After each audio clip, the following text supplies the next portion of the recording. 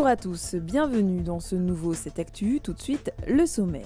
Ils ont eu 24 heures pour résoudre un problème crucial que seuls se posent de grandes entreprises. Mais en plus, ils étaient en concurrence avec d'autres équipes.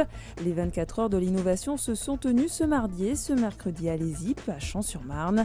Une compétition internationale pour confronter les étudiants à une certaine réalité.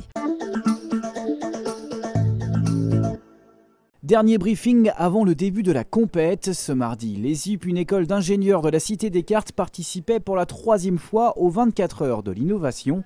Le principe de ce concours international, 20 sujets sont soumis à quelques 1200 étudiants du monde entier. Ils doivent en choisir un et apporter une innovation. Par exemple, imaginer l'escalier ou la cuisine du futur.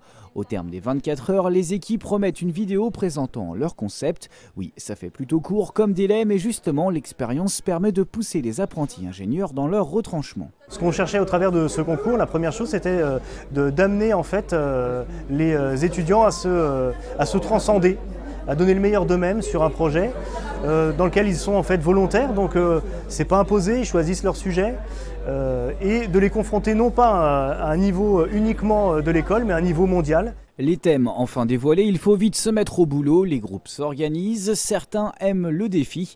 Thomas et son équipe ont décidé de ne pas choisir un sujet mais de s'en faire imposer un. L'année dernière, ils avaient déjà opté pour la même stratégie. On est plutôt d'une filière scientifique et l'année dernière on était tombé sur un sujet économique.